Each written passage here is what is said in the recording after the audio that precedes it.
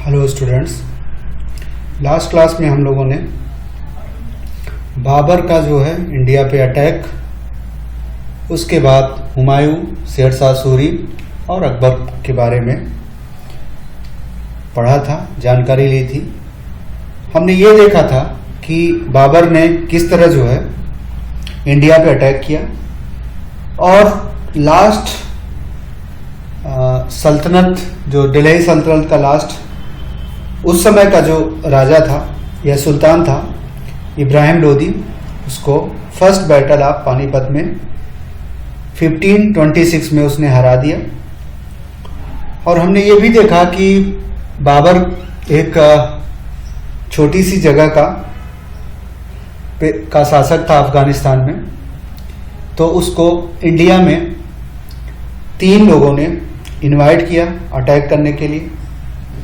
एक तो था इब्राहिम लोदी का चाचा, दूसरा राणा सांगा और तीसरा पंजाब का उस समय का जो गवर्नर था दौलत खां लोदी सूबेदार। उन लोगों ने बाबर को लालच दी यहाँ पे अटैक करने के लिए। बाबर आया, अटैक किया और इब्राहिम लोदी को हराया। उसको हराने के बाद और भी पानीपत की लड़ाई में उसने हराया। फिर राणा सांगा को भी उसने हराया खानवा की लड़ाई में। फिर उसके बाद उसने और भी लड़ाई, चंदेरी की लड़ाई लड़ी, मेदिनी राव को हराया। फिर इब्राहिम लोदी का जो भाई था उसको भी उसने घाघरा की लड़ाई में लड़ाया। इन सब के कारण जो है बाबर ने एक एम्पायर पे, बाबर ने जो है एक साम्राज्य पे अधिकार कर लिया। भारत के काफी बड़े पार्ट पे उसने कर लिया और 5 साल शासन करने के बाद वह मर गया। उसके बाद उसका बेटा हुमायूं गद्दी पे बैठा। हुमायूं ने अपने बाबर के द्वारा जीते हुए पूरे भागों को 3 भाग में बांटा, जिसके कारण एम्पायर कमजोर हो गया। इसका फायदा उठा के शेरशाह सूरी ने अटैक किया और बाबर को इंडिया से भागने पे मजबूर किया और लगभग 15 सालों तक शेरशाह सूरी और उसके आने वाले लोगों ने शासन किया। और लास्ट रूलर शेरशाह सूरी के वंश के, सूरी वंश के लास्ट रूलर को फिर से हुमायूं ने बैरम खां की सहायता से फिर से पुनः प्राप्त किया, लेकिन वह बहुत ज्यादा दिनों तक शासन नहीं कर सका और वह अपने दिल्ली में जो उसका पुस्तकालय था उसकी सीढ़ियों से गिरा, जिसकी चोट के कारण 6-7 महीनों बाद उसकी मौत हो गई। उसकी मौत के बाद उसका बेटा अकबर गद्दी पे बैठा बैरम खां की सहायता से। अकबर छोटा था, लगभग 14 साल का था जब वो गद्दी पे बैठा, तो बैरम खान ही वास्तविक अकबर के नाम से बैरम खान शासन करता रहा और उसने जो है काफी बड़े भूभाग पे कब्जा किया अकबर के नाम पे। जब अकबर 20 साल के आसपास हुआ तो उसे लगा कि अब जो है हमें बैरम खान के प्रभाव से अपने को मुक्त होना था। उसे लगा कि बैरम खान बिना उसकी इजाजत के भी काफी ऐसे काम करने लगा था। तो बैरम खान को अकबर को लगा कि अब हमें बैरम खान से मुक्ति पानी चाहिए और हमको सत्ता की जो भी बागडोर है हमें अपने हाथों में ले लेनी चाहिए। और उसने बैरम खान को जो है भेज दिया मक्का मदीना हज करने के लिए। और रास्ते में ही गुजरात में किसी पठान ने जो है उसकी हत्या कर दी। कहा यह भी जाता था उसकी हत्या करवाने में अकबर का हाथ था। जो भी हो, इस पे स्पष्ट कुछ भी नहीं है। फिर जो है अकबर वास्तविक शासन अकबर बन गया और अकबर ने भारत के बहुत बड़े भूभाग पे कब्जा किया।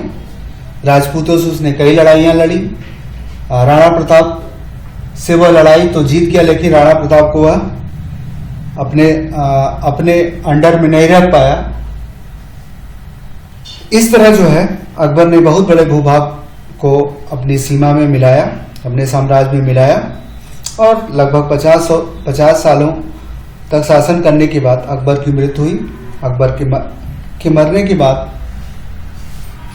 फिर उसका लड़का जहांगीर शासक बनता है। तो अकबर के बारे में हमने ये भी पढ़ा कि अकबर ने जो है क्या कहते हैं कि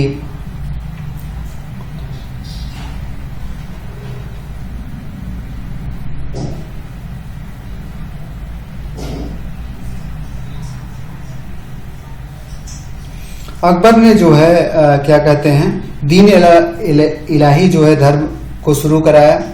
उसके साथ उसके समय राजा टोडरमल ने जो है एक नई तरह की जमीन के रेवेन्यू कलेक्शन की नई व्यवस्था की, जिसे जब्ती सिस्टम कहा गया। बाद में यही मनसबदारी सिस्टम कहलाया। ये सारी चीजें जो है अकबर के समय हुई, ये सारी चीजें हमने पढ़ा था। अब हम आते हैं जहांगीर के बारे में पढ़ते उसके बाद। उससे पहले हम ये देख लेते हैं कि पूरा मुगल एम्पायर जो था, हम ये देखते हैं कि शुरुआत में जब मुगल एम्पायर, ये वाला जो क्षेत्र है हमारा, ये पूरा जो क्षेत्र है, ये इस कलर का, यहाँ हम देख सकते हैं ये कलर जो है 1530 की बात कर रहा है कि 1530 में, मतलब जब बाबर मरा 1526 में उसने भारत पे अटैक किया और 20 के आसपास में वह मरा था, 30 के आसपास में वह मर गया था। 1530 में बाबर मर गया था, ठीक है, 1530 में। तो 1530 में के समय उसके अंडर में भारत का कितना हिस्सा था, तो हम ये देख सकते हैं कि ये वाला कुछ इलाका और ये पूरा इलाका, ये पूरा जो क्षेत्र है, इस पे जो है बाबर ने अपना अधिकार कर लिया था। इस पूरे इलाके में बाबर का साम्राज्य था। बाबर ने यहाँ तक जो है कब्जा कर लिया था।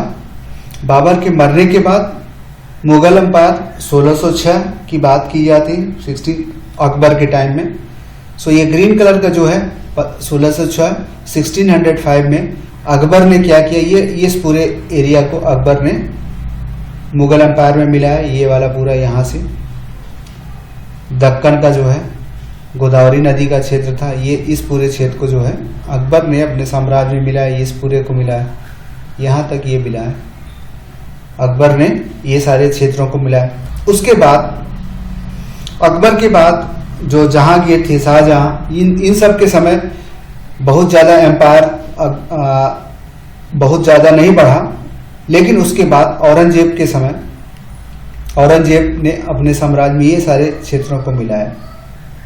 ये सारे क्षेत्रों को औरंगजेब ने मिलाया, यहाँ तक इसका साम्राज्य यहाँ तक आया। तो मैक्सिमम स्ट्रेंथ था, ये था, यहाँ पर था।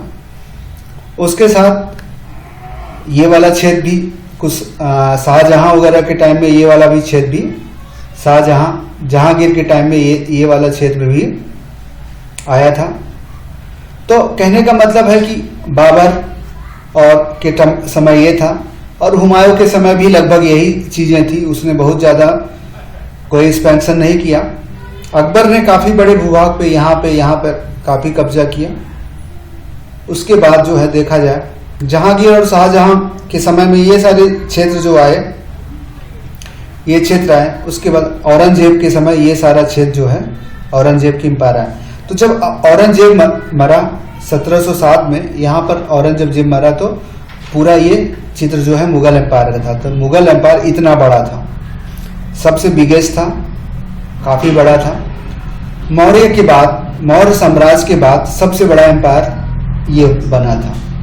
मौर्य एम्पायर के बाद ही इतना बड़ा एम्पायर जो है औरंगजेब। तो कहा जाए तो मौर्य के बाद चंद्रगुप्त या समुद्रगुप्त, मौर्य एम्पायर के बाद ही दूसरा सबसे बड़ा एम्पायर ये था। और तीसरा जो है सबसे बड़ा आएगा अंग्रेजों के बाद। अंग्रेजों के शासनकाल में जब भारत आजाद हुआ 1947 में, तो उस समय empire.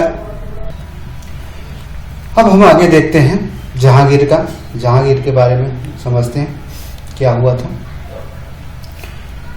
Akbar eldest son, Jahangir का शासन था 1606 से 1627। सो 1605 टू 1627, लगभग 22 साल का इनका शासन था। Akbar's eldest son Salim assumed the title of Nuruddin Muhammad Jahangir and ascended the throne.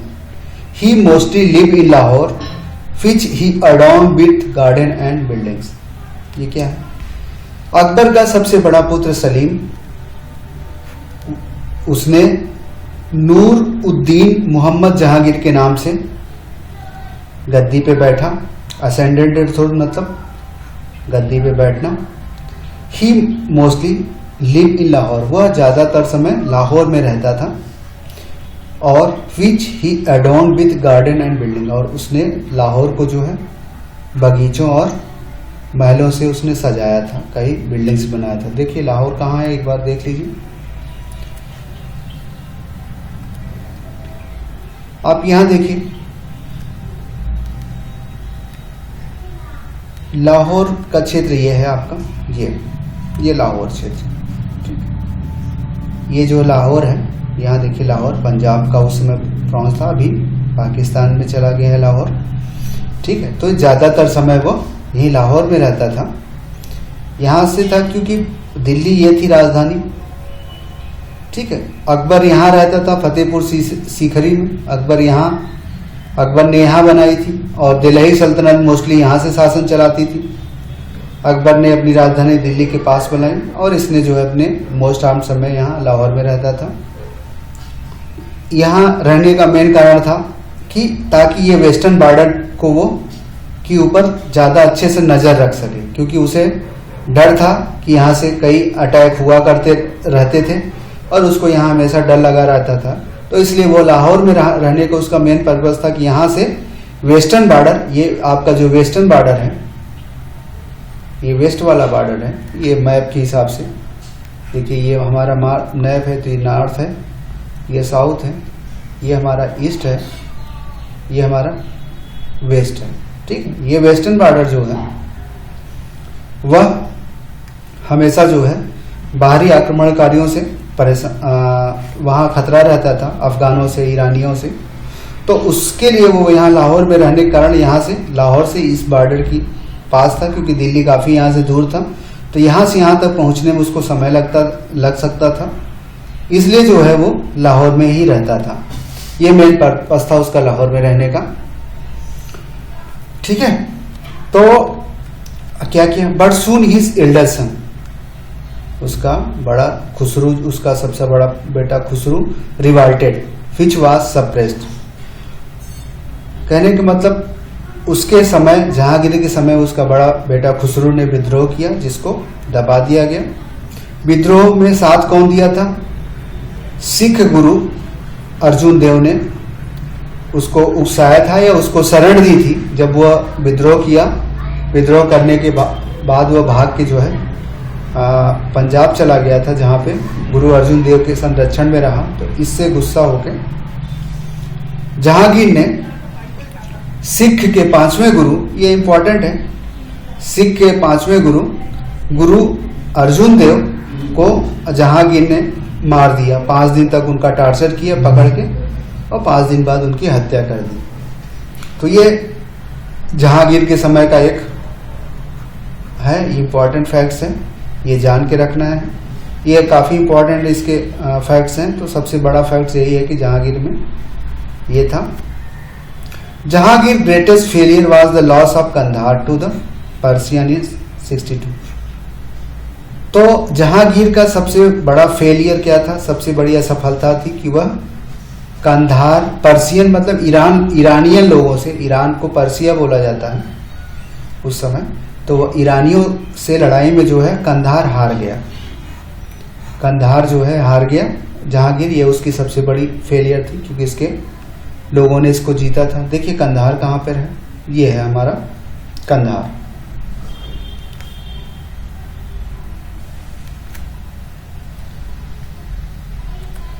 Kandahar is here, this is the Kandahar. ये कंधार था, ये हार गया। उसे देखिए ये लाहौर में रहते हुए भी उसको यह नहीं चेक कर पाया था, ठीक है। तो कंधार वो ईरानियों से हार गया। ये गजनी था, काबुल था, ईरानियों, ये वाला, ये सारा बलूचिस्तान के बाद ये पूरा ईरान का ही, अफगानिस्तान ये था, फिर ये पूरा ईरानियों का ही इलाका था, ठीक है। तो यह जो है जहांगीर हार गया अपने साम्राज्य के बाद, और दोबारा कंधार पे ये लोग मुगल कभी अधिकार नहीं कर पाए।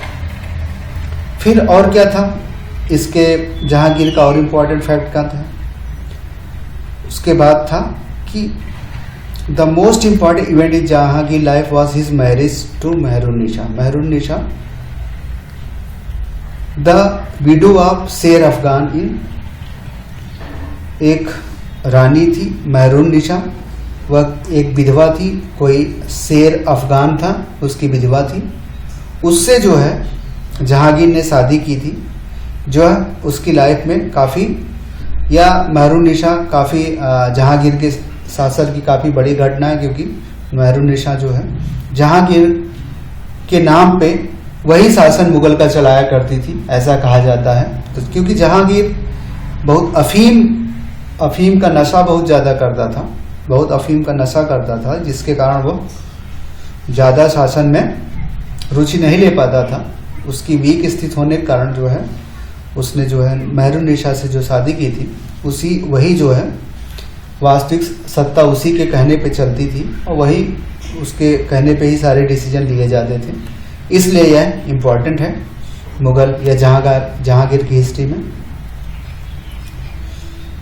The title of Nur Jahan, title उसको नूरजहां की उपाधि दी थी, उसने मेहरुन्निसा को नूरजहां की उपाधि दी थी, ठीक है। She had great influence on Jahangir life, यही है कि वह जहांगीर की जिंदगी पे उसका बहुत बड़ा प्रभाव था। Jahangir had a chain of justice outside his palace in Agra, क्या है, कार्ड जंजीर ए आदिल, ये ध्यान रखिए, एक न्याय की जंजीर उसने अपने आगरा के महल के बाहर लगवा रखी थी, सोने की न्याय की जंजीर थी, लगवा रखी थी। उसका कहना था कि अगर किसी को कोई समस्या आती है और वो जाके जंजीर खींचता है, वो चाहे जिस समय हो, 24 घंटा वह उसकी न्याय सुनने आ जाएगा। वह उसके काफ़ी इम्पोर्टेंट फैक्ट था। He also laid a number of gardens such as Shalimar and Nishant garden number, वह उसको बगीचों का बहुत शौक था, बगीचों का और चित्रकला का उसको बहुत शौक था। तो उसने बहुत कई गार्डन बनवाए थे, जिसमें शालीमार बाग और निशात बाग आज भी कश्मीर में प्रेजेंट हैं। आज भी ये बाग, जहांगीर के द्वारा बनवाए हुए बाग आज भी कश्मीर में हैं। उसके साथ क्या था, painting reached it's zenith in India under the Jahangir. ये क्या मतलब हुआ, पेंटिंग चित्रकला जो था इसके समय जेनिथ मतलब सबसे ऊपर, सबसे सर्वोच्च शिखर जिसको कहते हैं, जेनिथ का मतलब सर्वोच्च शिखर। जहांगीर के समय पेंटिंग जो है, चित्रकला जो है, अपने सबसे उच्चतम शिखर पे जहांगीर की समय थी। तो जहांगीर खुद भी बहुत अच्छा कलाकार था, वह भी पेंटिंग बनाया करता था।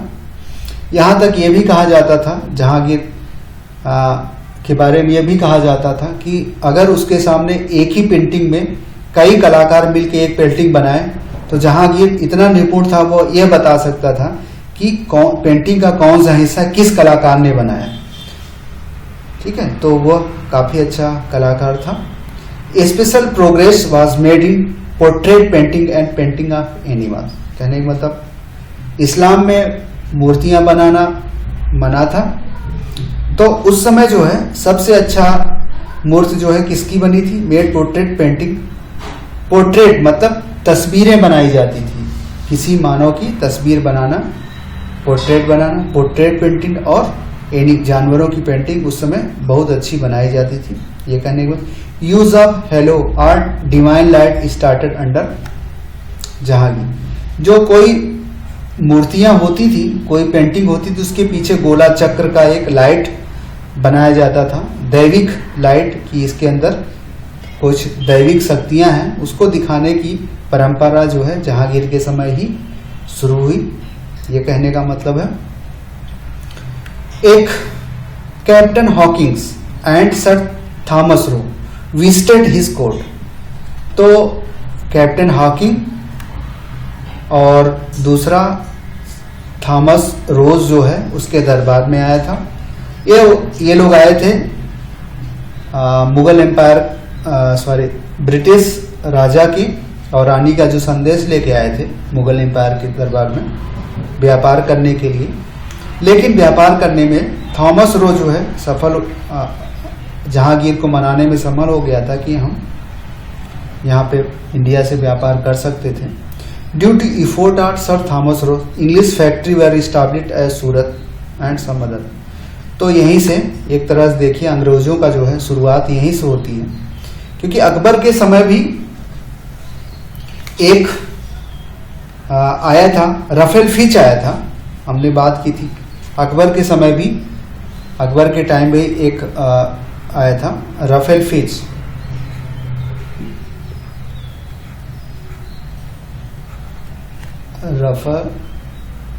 राल्फ फिच आया था अकबर के समय। ये अंग्रेज था अकबर के समय।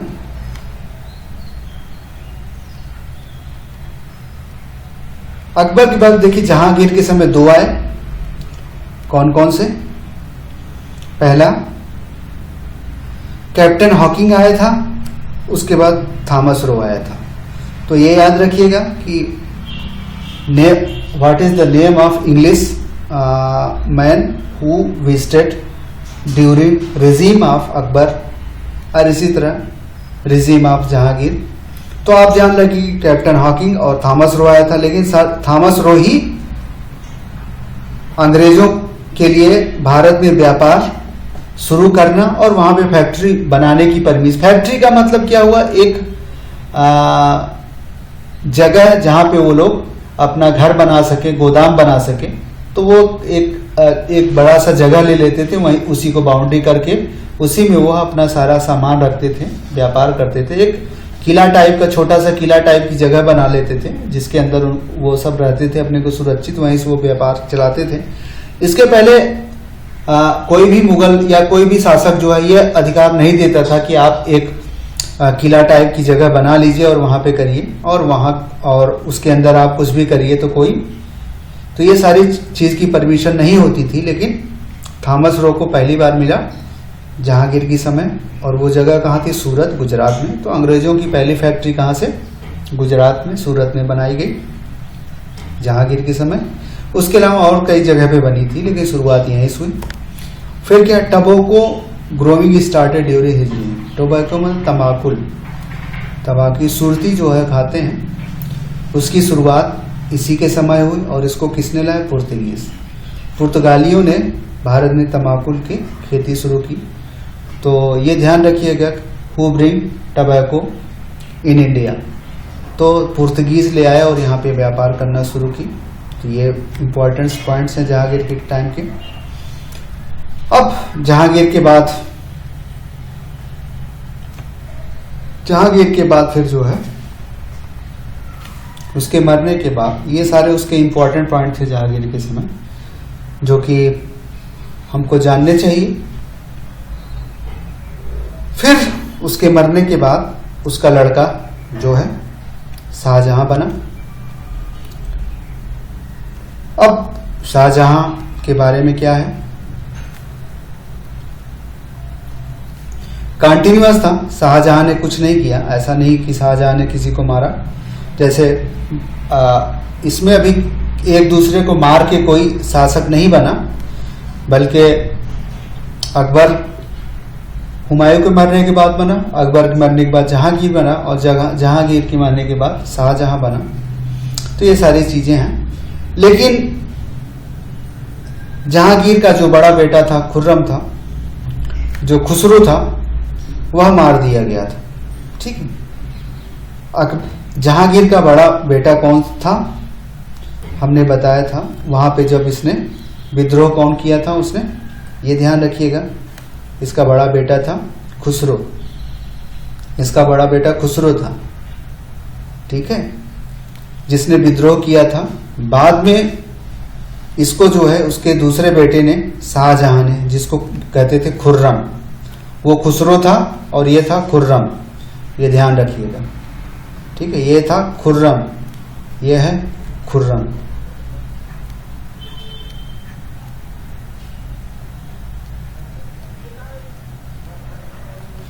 वो कौन था? वो खुसरो। कंफ्यूजन हो जाता है इसमें।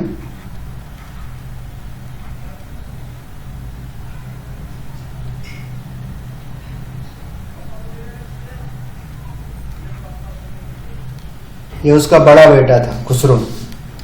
उसको जो है बाद में शाहजहां ने मार दिया था, उसको अंधा कर दिया था। बाद में वो दक्कन में ले गया था, वहां पे उसने इसको अंधा कर दिया था और ये बाद में मर गया था।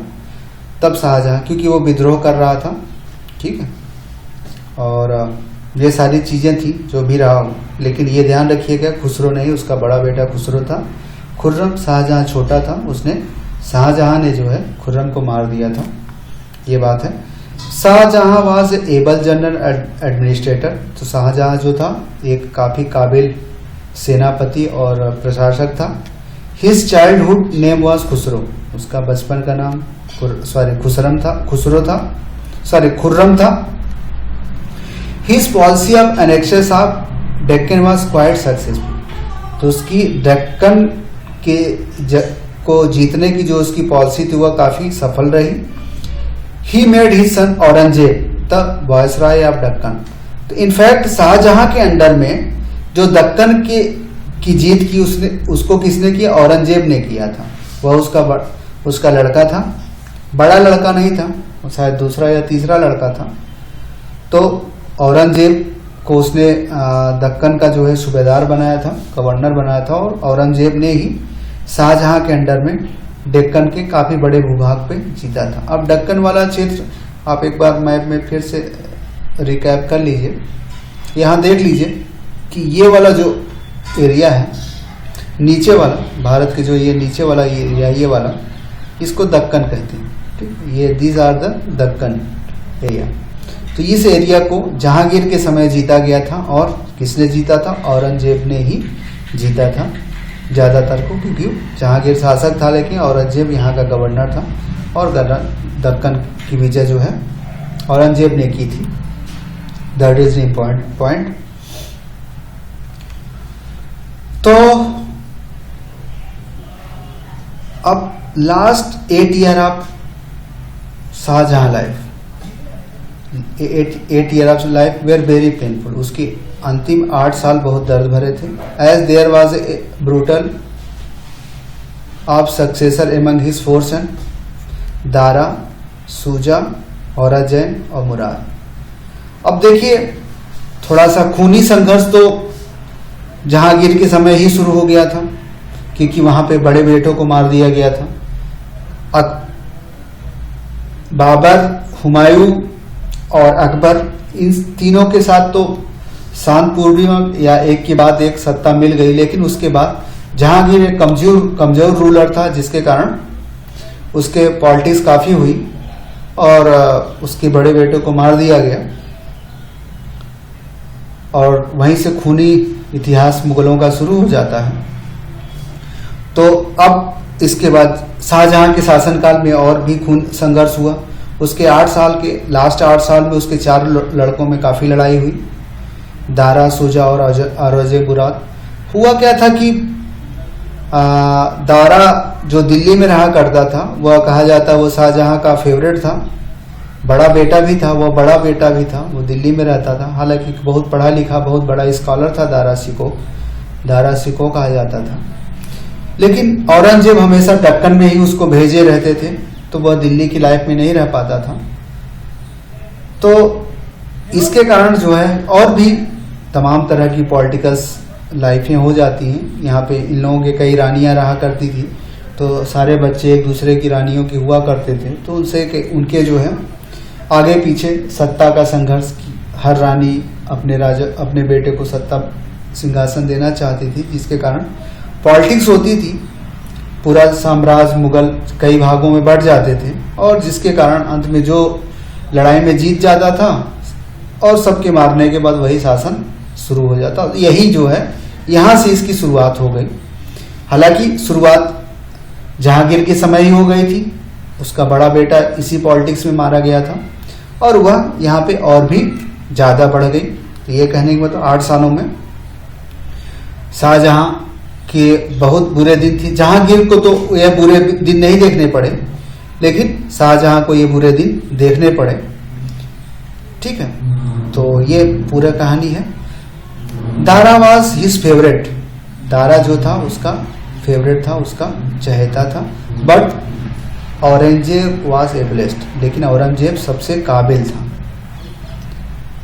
अल्टीमेटली औरंगजेब टूक control and he was made him prisoner in Agra fort, being looked after by his daughter Jahanara till his death in 1666। तो कहने का मतलब शाहजहां इतने सालों तक ही शासक रहा, उसके बाद 8 सालों तक उसको आगरा के ताजमहल में कैद कर लिया गया था। आगरा का ताजमहल शाहजहां ने बनवाया था, जहां पे उसने अपनी बेगम की याद में बनवाया था। मुमताज महल इसकी बेगम थी। तो उसी आगरा के किले में औरंगजेब ने बाकी सारे भाइयों को हरा के सत्ता हासिल कर ली और शाहजहां को कैद करके उसी किले में रख दिया। और उसकी देखभाल के लिए उसकी सबसे बड़ी उसकी एक बेटी थी जहांआरा, जिसने कभी शादी नहीं की थी। जहांआरा बहुत काबिल बताया जाता है मुगल इतिहास में। जहांआरा बहुत एक काबिल राजकुमारी थी, काफ़ी पढ़ी लिखी राजकुमारी थी और वह काफ़ी प्रभाव रखती थी मुगल एम्पायर में। शाहजहां के एम्पायर में उसका काफ़ी बड़ा रोल था।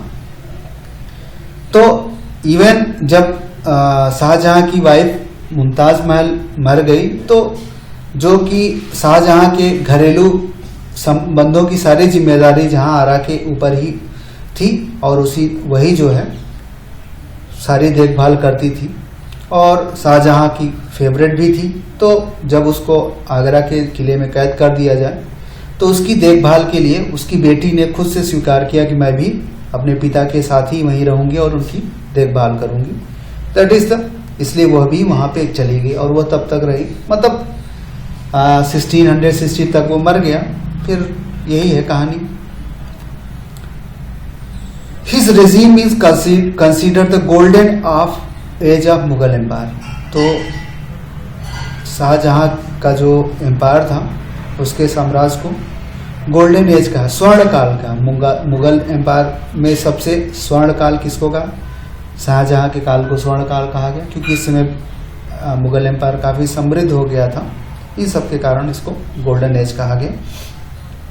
2 फ्रेंच मैन, 2 फ्रांसीसी, Bernier and Tavernier and a Italian adventure Manucci visited हिटनी। तो इसके समय में 2 फ्रांसीसी आए थे, एक बर्नियर और एक ट्रेवर्नियर, और एक इटालियन मनुष्य जो है इसके शासनकाल में आया था। तो उनके अकबर और जहांगीर के समय अंग्रेज आए थे, लेकिन इसके समय फ्रांस से और इटली से लोग आए थे।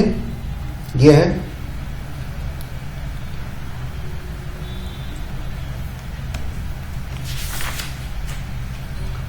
जहांगीर के बारे में। शाहजहां ने ताजमहल बनवाया था, ये इंपॉर्टेंट फैक्टर था। ये ध्यान के रखिए कि ताजमहल किसने बनवाया था? शाहजहां ने बनवाया था। ये सारा इसके समय का था। इसके मरने के बाद फिर आता है औरंगजेब। औरंगजेब का ही इतिहास हम देख लेते हैं, फिर उसके बाद हम लेटर मुगल के बारे में डिस्कस करेंगे।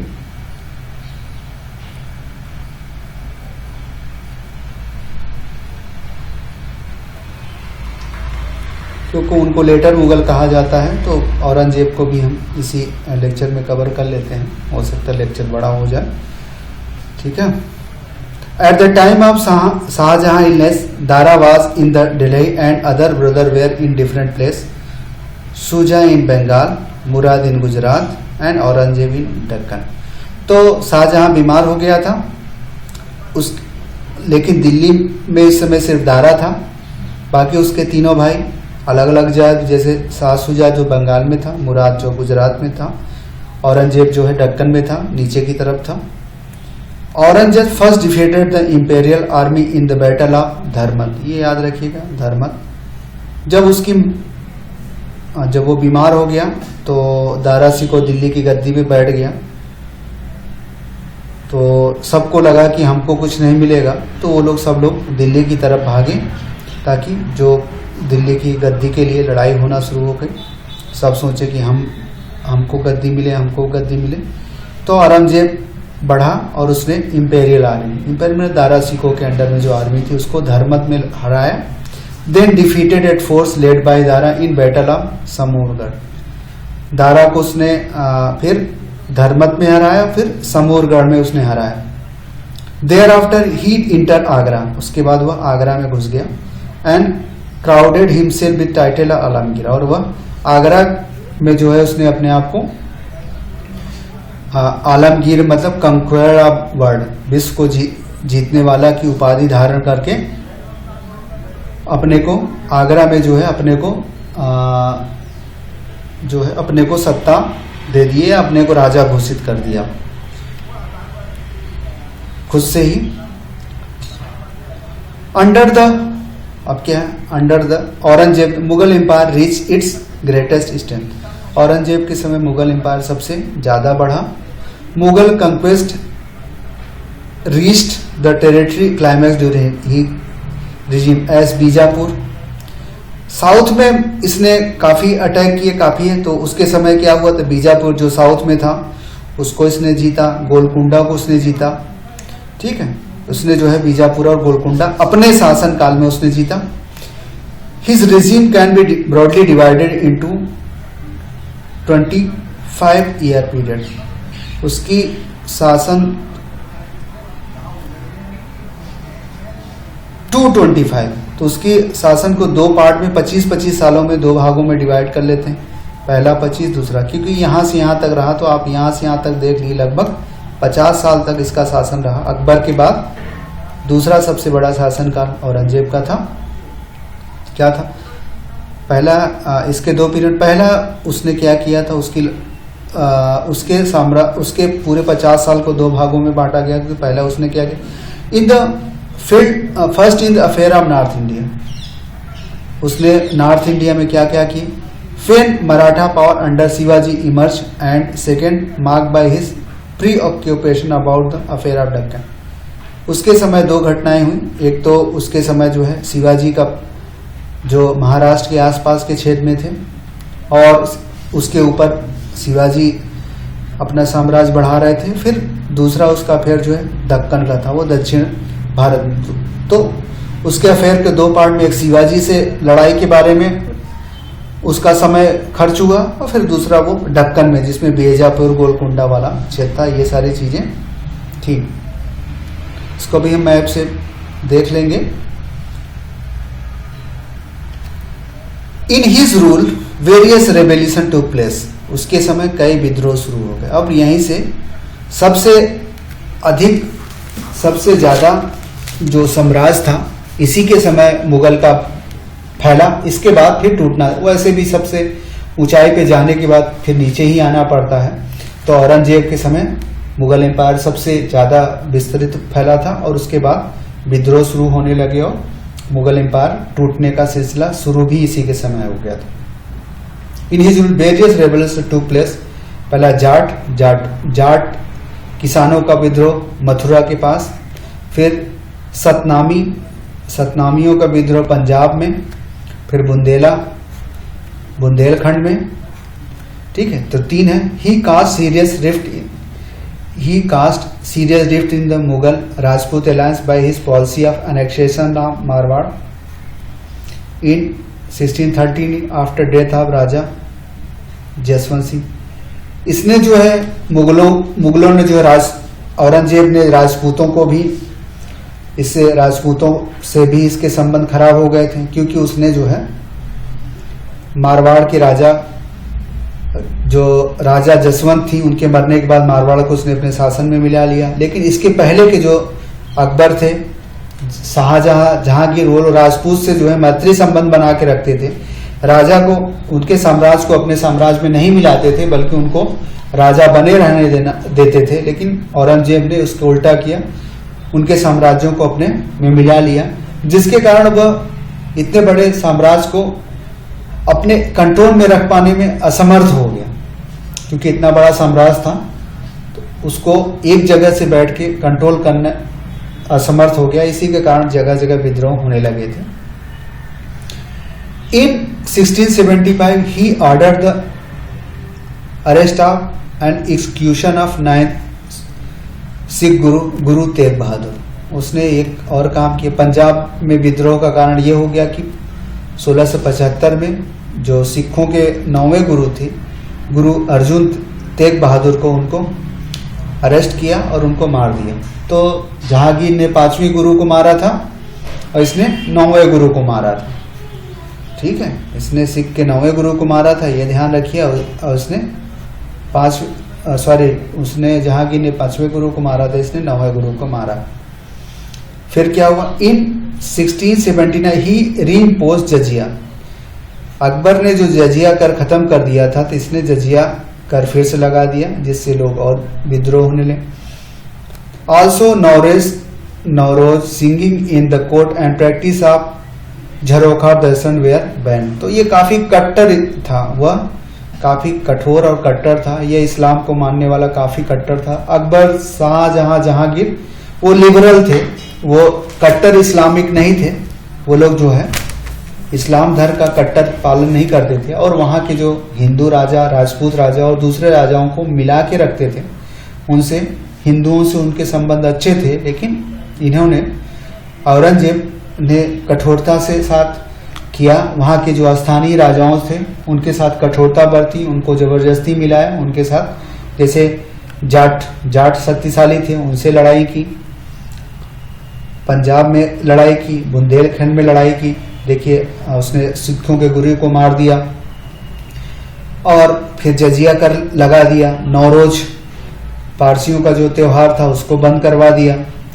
सिंगिंग, दरबार में गाने पे रोक लगा दी। और झरोखा दर्शन, जो सुबह जो है राजा जो है अपने लोगों को जो दर्शन देता था, लोग आते थे उसको देखते थे और गिफ्ट वगैरह चढ़ाते थे, उस पर उसने टोटल रोक लगा दी। Also forbid inscription of Kalima the Muslim creed on the coin. उसने जो मुस्लिम धर्म के जो श्लोक हुआ करते थे, उसको जो है कलिमा को उसने सिक्कों पे लिखवाना बंद करवा दिया। ये सारे उसने चीजें की, जबकि ये सारी चीजें इसके पहले हुआ करती थी। तो ये सारे उसके कट्टर नीतियों के कारण थे, जिसके कारण जो है उसके दरबारी भी नाराज हुए। अभी इसके दरबारी भी नाराज हुए। तो कहने का मतलब, औरंगजेब के समय मुगल एम्पायर सबसे अपने ऊंचाई पे था, और वहीं से उसका बिखराव शुरू हो गया। उधर शिवाजी ने विद्रोह शुरू किया। देख लेते हैं मैप में एक बार सारी चीजों को। देखिए, ये वाला जो क्षेत्र था, यहाँ वाला जो क्षेत्र, ये शिवाजी वाला क्षेत्र था। ठीक है, ये क्षेत्र, यहाँ शिवाजी ने विद्रोह शुरू कर दिया। यहाँ पे जाट वगैरह थे। ठीक है, ये राजपूतों वाला इलाका था, यहाँ पे विद्रोह शुरू हो गया। यहाँ पे जाट थे, इधर जाट रहा करते थे, ये वाला क्षेत्र जाटों का था। और ये वाला ये जो इलाका था बुंदेलखंड था, बुंदेलखंड, यहाँ विद्रोह हुआ, यहाँ पे विद्रोह शुरू हो गया यहाँ पे। तो कहने का मतलब, एक ये वाला क्षेत्र राजपूतों वाला, ये क्षेत्र, ये आपका जो है बुंदेलखंड वाला, 1 2 3 4 5 जगहों पे उस विद्रोह शुरू हुआ। ये सारे विद्रोह के उसके सेंटर पॉइंट थे, जिससे दिल्ली कमजोर हुआ। और औरंगजेब का ज्यादा समय यहीं पे गुजरता था। दक्कन में वो ज्यादा गोलकुंडा वगैरह जीतने में, बीजापुर गोलकुंडा में ही वो फंसा रहा। पहले वो औरंगजेब से लड़ता रहा, पहले वो जहांगीर से शिवाजी से लड़ता रहा, शिवाजी को हराने में लगा रहा, उसका समय यहाँ पे लगा। उसके बाद फिर यहाँ पे वो बिजी हो गया, जिसके कारण ये क्षेत्रों में उसकी पकड़ कमजोर हो गई। जब वो इस क्षेत्र में बिजी रहा, तो इस क्षेत्रों में वह कमजोर हो गया और यहाँ पे विद्रोह होने लगा। ये सारी बातें थी। तो अब इतने बड़े एम्पायर, अब देखिए इतना बड़ा एम्पायर था, भारत का इतना बड़ा एम्पायर उसके साम्राज्य के अंडर में आ चुका था, लेकिन इतने बड़े साम्राज्य को हैंडल करना इतना कठिन था एक जगह, और उस पुराने समय में लेके आना जाना। तो इसलिए जो है, जैसे ही औरंगजेब मरा 1707 में, जैसे ही औरंगजेब यहाँ पे मरता है, उसके बाद उसके सत्ता में काफी विद्रोह शुरू हो गया, क्योंकि फिर उसके मरने के बाद उसके दरबार में काफी गड़बड़ियां शुरू हुई और साम्राज्य बिखर गया। तो इसके बाद हम देखते हैं कि क्या क्या हुआ। वेरी शॉर्ट पीरियड है, इस पे थोड़ा सा अच्छे से देखेंगे क्या है, और ये देखेंगे ये सारी चीजें हैं। तो till then thanks, next video में तक